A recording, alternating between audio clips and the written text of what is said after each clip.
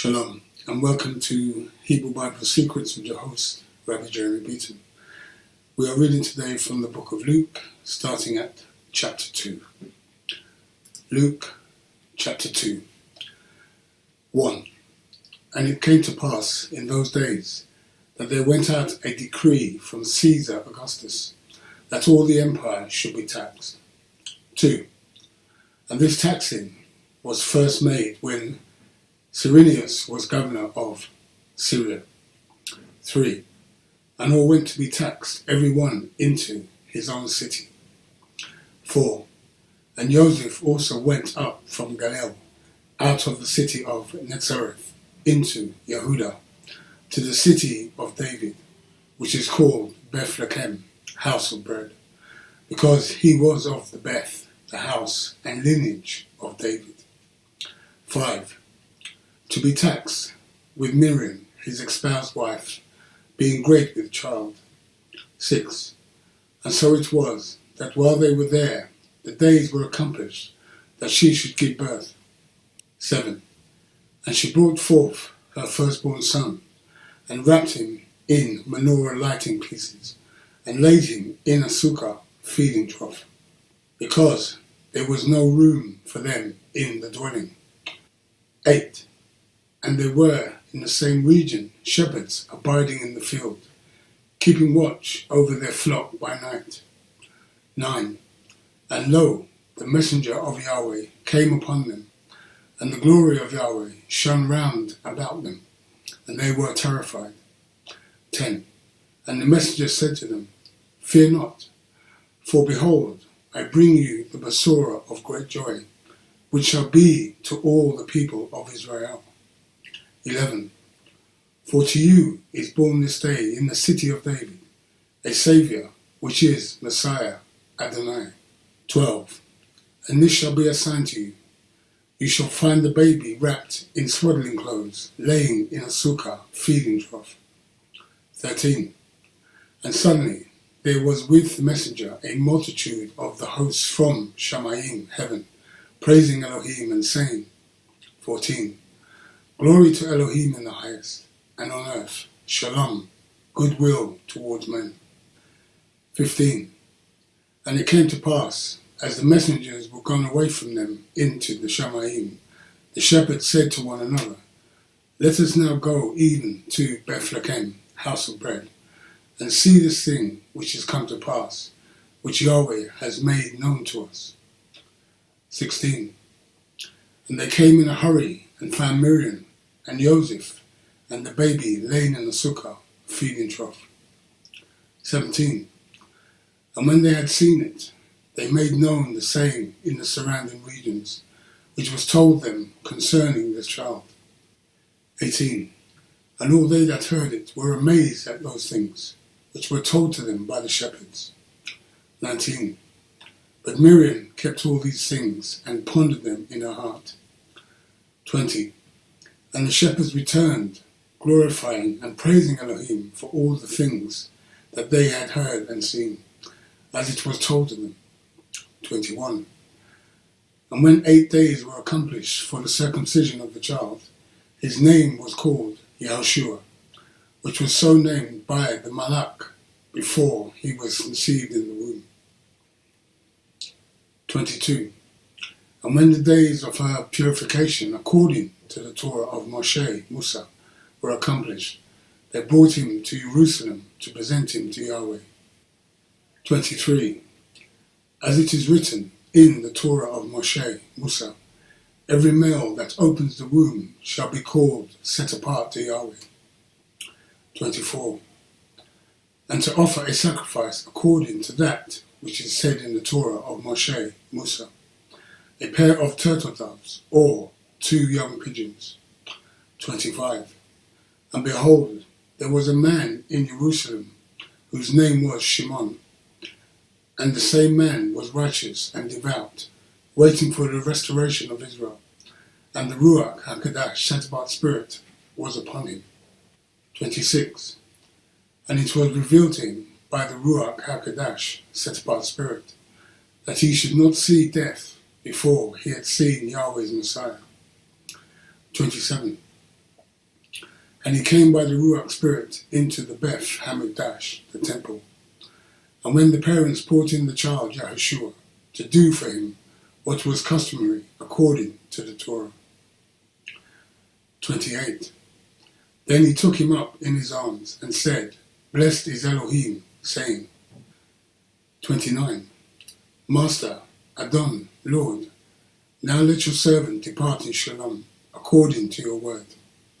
30. For my eyes have seen your Yahushua, salvation, rescue. 31. Which you have prepared before the face of all people. 32. A light of revelation to the nations, and the glory of your people Israel. 33. And his father and his mother marvelled at those things which were spoken of him. 34. And Shimon blessed them, and said to Miriam his mother, Behold, this child is set for the fall and rising again of many in Israel, and for a sign which shall be spoken against. 35.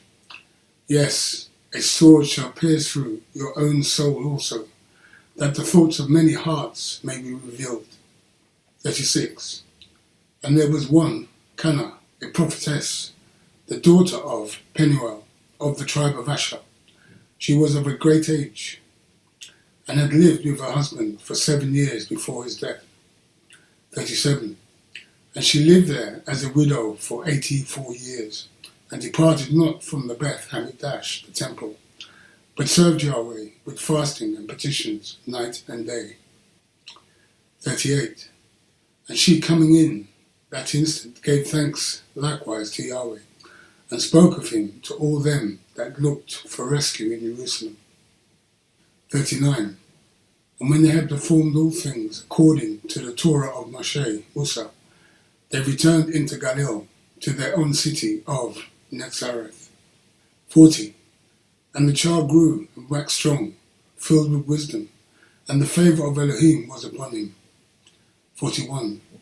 Now his parents went to Jerusalem every year at the Moed, the celebration of protection, the mercy, salvation, Passover. 42. And when he was 12 years old, they went up to Jerusalem after the custom of the Moed celebration. 43.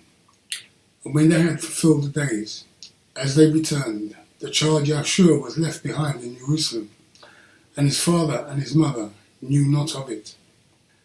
44. But they, supposing him to have been in their company, went a day's journey, and they sought him among their relatives and acquaintances. 45. And when they found him not, they turned back again to Jerusalem seeking him. 46. And it came to pass that after 3 days they found him in the Abrahamic-Faith, the temple, sitting in the midst of the Rabbim, both hearing them and asking them questions. 47. And all that heard him were astonished at his understanding and answers. 48. And when they saw him, they were amazed, and his mother said to him, Son, why have you dealt with us like this? Behold, your Av and I have been looking for you anxiously. 49.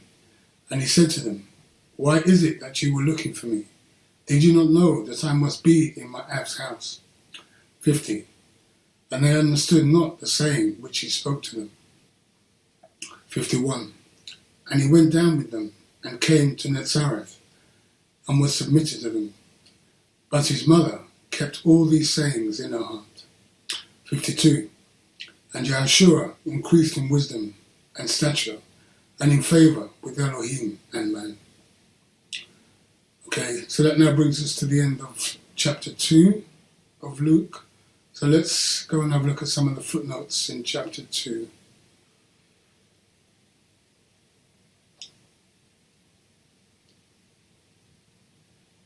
So the first footnote we have is in verse 4. And Joseph also went up from Galilee out of the city of Nazareth into Yehuda to the city of David, which is called Bethlehem, house of bread, because he was of the Beth, the house, and lineage of David. Okay, so let's have a look at this lineage of David. So Joseph had two wives alive, one in the north being Miriam, and one in the south, where he went to tax his household there. Okay? So let's go to the next footnote, which is in verse 7. And she brought forth her firstborn son. Okay, so let's have a look at this. So Miriam was the second wife of Joseph, while Joseph's first wife was alive and living in Bethlehem. Okay, in Bethlehem. Okay, so let's go to the next footnote, which is a continuation. And wrapped him in menorah lighting pieces and laid him in a sukkah, a feeding trough. Okay, let's have a look at this. So this is because the house was full and all the inns were full due to the high set-apart season. So he was laid in the sukkah, in the feeding trough. This is the illustration of the Chag, the celebration of tabernacles. You will not realize the intensity of the problem unless you travel to Israel today during the season of the feast and suddenly find yourself with extra hotel bills and extra taxi fares because it's high holiday season. So the feeding trough is like a container which is used in the East to feed animals with and is a common accessory in the house. So this is from the author, with Rabbi Simon HaKohen, says, "We Easterners cannot be without it. How else would we feed our goats, sheep and buffaloes?" Okay? So the feeding trough obviously is, what you use to feed the animals with. Put the food in the feeding trough and the animals feed from it. Okay? So let's go to the next footnote, which is a continuation. Because there was no room for them in the dwelling. Okay, let's have a look at this. So according to this account, Yeshua was born on the first day of Sukkot, Tishri, the 15th, which falls in September-October timeframe. This is why the whole town was full and there was no room in any dwelling, as it was a high set-apart Sabbath. Everyone came to celebrate the Chag celebration. Please note that during the feasts, even Hebrew people come from abroad, such as we see the Chancellor of the Exchequer of Sudan, mentioned in Acts 8:27. Okay, so let's have a look at Acts 8:27 quickly. So Acts 8:27 reads, "And he arose and went, and behold, a man of Cush, Sudan, a high officer of the state, of great authority under Candace, queen of the Cushites, who had the charge of all her treasure, and had come to Jerusalem for to pay homage." Okay, so we have a footnote here. A high officer of the state. So let's have a look at this. The Aramaic word here is mahemna, which can mean a eunuch or a trustworthy one. But the Hebrew Ceres or Serez, Genesis 37:36, more accurately from the Torah means a high officer, taking the wording from Potiphar back in the book of Genesis, which is our reference guide. So here an officer is meant and not a eunuch. A eunuch was forbidden to enter the kingdom of Shemayim of heaven, as per Torah, Deuteronomy 23:1, unless he was born as such. The copyist, scribe, may have been confused to understand this. According to the context, we translate the word officer or state or high officer is much more correct, since he was chancellor of his kingdom and a very rich man, a Jew likely by the birth and of brown skin tone. Note, a man who was born a eunuch could enter the kingdom of heaven, as he did not mutilate his body deliberately. So if If he didn't do it deliberately, then he could enter. But if somebody obviously deliberately castrated themselves, then they would not be allowed to enter. Okay? So let's go to the next footnote, which is a continuation. So we do not find the word in the text, and Israel had no inns at that time as described. See Luke 1:27. So let's have a look at Luke 1:27.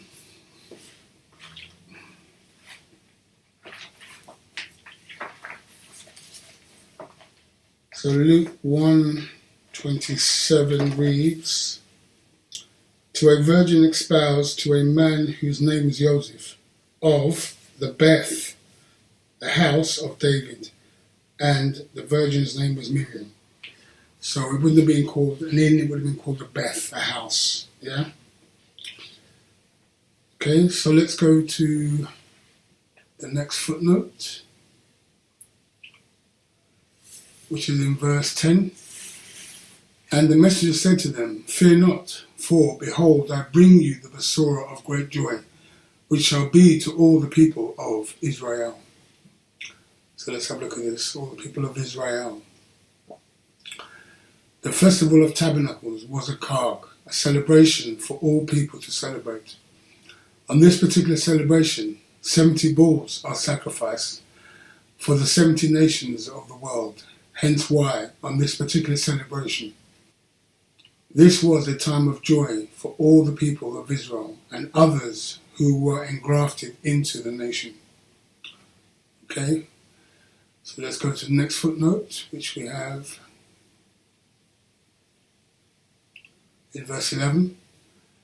"For to you is born this day in the city of David a Saviour, which is Messiah Adonai."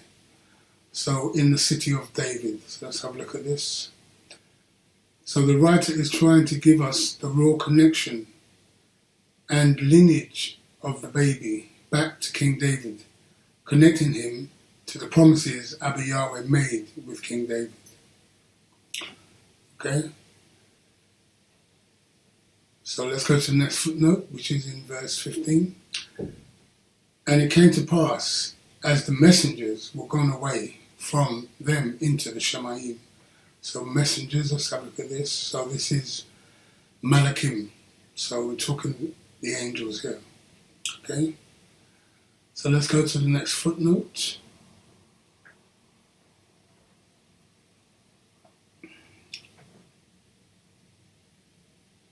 Which is in verse 22. "And when the days of her purification, according to the Torah of Moshe, Musa, were accomplished, they brought him to Jerusalem to present him to Yahweh." Okay, so let's have a look at this, to present him to Yahweh. So we have here, as the firstborn child, he had to be presented to the father, and some sacrifices had to be made, commanded in Exodus 13:2. 2 turtle doves. It was also custom in Hebrew households to have a big celebration on the 8th day, on the day of circumcision, and to name the child.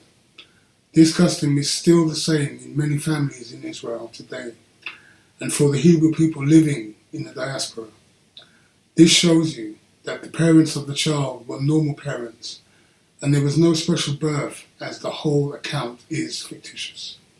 Okay, so even Miriam and Joseph brought, the offering of 2 turtle doves to Yahweh for the firstborn son. Okay, so if you want to read more on that, please go to Exodus 13:2. Okay, so let's go to the next footnote, which is in verse 23. "And as it is written in the Torah of Moshe, Musa, every male that opens the womb shall be called set apart, holy to Yahweh," to God. Okay, let's have a look at this. Set apart to Yahweh.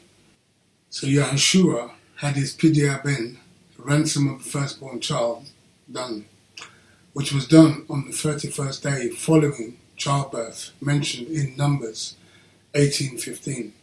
How is it that the parents were still subservient to the temple authorities and Torah. The Torah is life, and without Torah, it's nothing. Okay, so let's have a look at Numbers 18:15 quickly.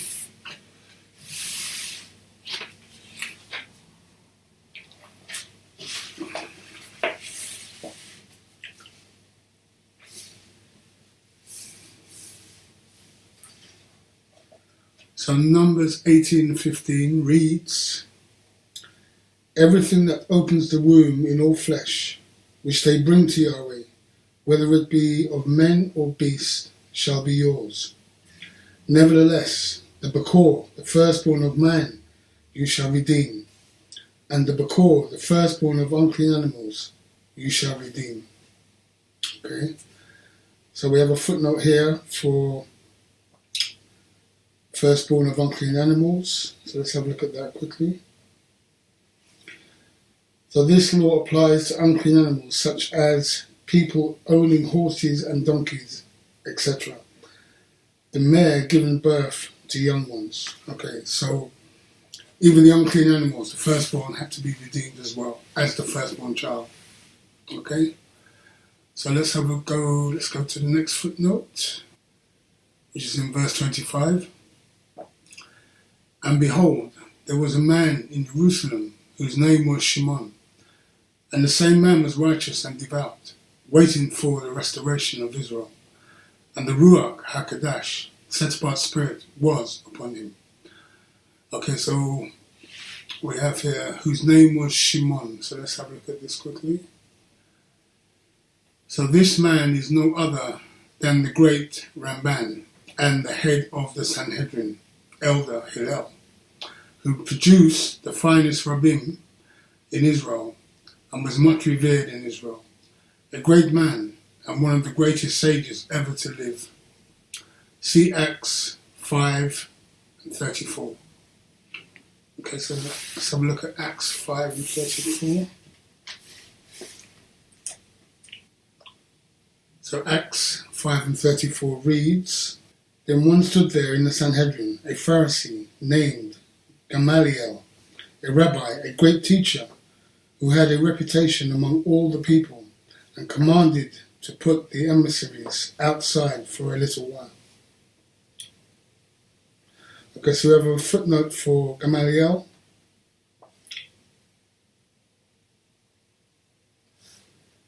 And it reads,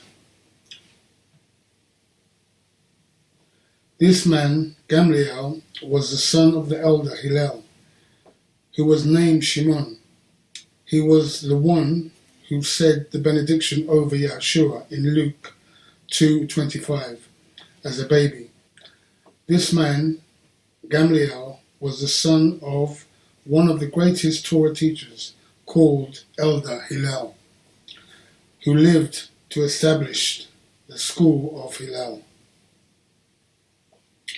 These Pharisees were friends and supporters of Yeshua and the disciples. The elder Hillel, Shimon, died when he was 120 years old and was the head of the Sanhedrin during Yeshua's birth. Hence why he said the benediction over him. See Luke 2:25. Gamaliel was no ordinary man. He was the leader of the council of Pharisees and was a very peaceful man. Okay, so let's go to the next footnote, which is in verse 27. "And he came by the Ruach Spirit into the Beth Hamidrash temple. And when the parents brought in the child Yahshua to do for him what was customary according to the Torah." Okay, let's have a look at this. According to the Torah. So we have the redemption of the firstborn son called Pidia Haben. Okay? So that's the redemption of the firstborn son. Okay? So let's go to the next footnote, which is in verse 33. "And his father and his mother marveled at those things which were spoken of him." Okay. And his father and his mother. Let's have a look at this. The manuscripts read his father and mother, which proves that all the people around this family had accepted that Yahshua was the adopted son of Joseph, the elder. Okay, so let's go to the next footnote, which is in verse 39. And when they had performed all things according to the Torah of Moshe, Musa, they returned into Galilee to their own city of Netzareth. So let's have a look at this, Netzareth. So this is the city of the branch. Okay, Netzareth, the city of the branch. Let's go to the next footnote, which is in verse 46. And it came to pass that after 3 days they found him in the Beth Hamikdash temple, sitting in the midst of the Rabbim. Okay, let's have a look at this. Sitting in the midst of the Rabbim, the Torah teachers. The great Rabbi Hillel was alive as he died at the age of 120. And it is obvious, since he was the head of the Sanhedrin, that Yehoshua would have been discussing and debating with one of the greatest rabbim of his time. Okay, so let's go to the last footnote, which is in verse 49. And he said to them, "Why is it that you were looking for me?